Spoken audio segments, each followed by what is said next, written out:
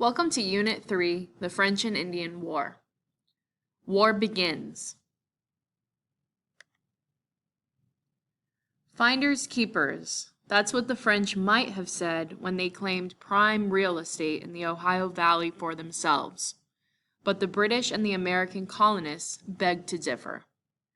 Today we're going to be talking about competition for land and furs involved France and Great Britain in many years of war in North America, starting with the French and Indian War.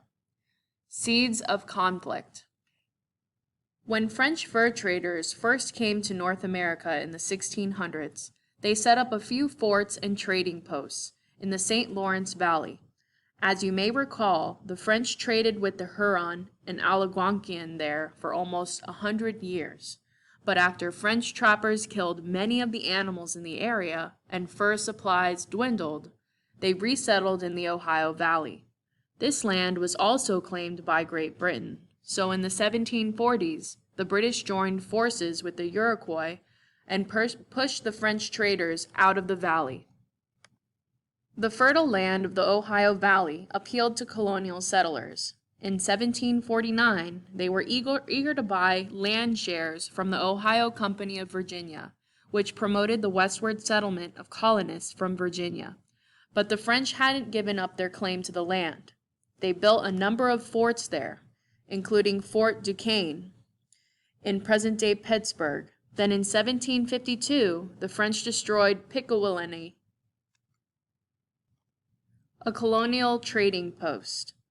In an effort to settle the dispute over the Ohio Valley peacefully, the British governor of Virginia sent a young colonial army leader named George Washington to Fort Duquesne to ask the French to leave. Not surprisingly, they refused. Colonial involvement. In 1754, the British decided to take more forceful measures and sent the newly promoted Colonel Washington and a small number of troops to capture Fort Duquesne. When he arrived, Washington quickly realized he was outnumbered. Scrambling to defend his troops, he built a wooden barrier, or stockade, which he fittingly named Fort Necessity. But the situation was hopeless. French and Native American troops surrounded the fort and attacked, causing heavy losses for Washington's troops. Defeated, Washington surrendered and abandoned the fort. Many considered this battle the beginning of the French and Indian War. For Britain and France, this war would become part of a larger one called the 7 Years' War. That officially began in 1756. It pitted these two great powers in a struggle over land in Europe. The colonists, meanwhile, were concerned with land in North America. 7 colonies sent delegates to Congress in Albany, New York, to discuss uniting the colonies to fight the French for that land. The delegates adopted Benjamin Franklin's Albany Plan of Union, which proposed granting a central government the power to tax, pass laws, and oversee military defense for the colonies. When the delegates returned home with the proposal, none of the colonies approved it. But the colonists were united in their determination to fight for land they considered theirs. And they soon persuaded the British to help them.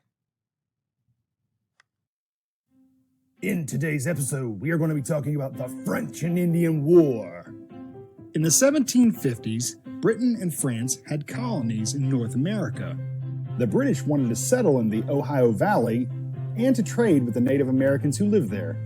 The French built forts to protect their lands with the Native American Indians.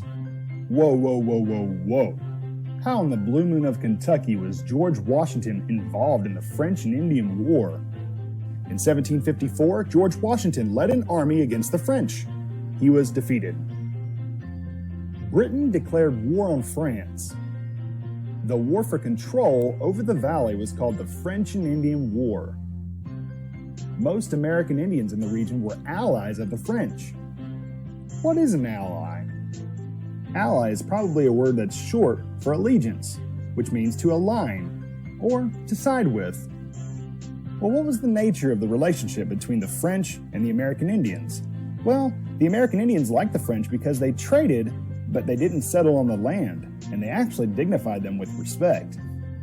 In 1754, a Congress of the British colonies met in Albany, New York. What is a Congress? A Congress is a group of representatives who meet to discuss a subject.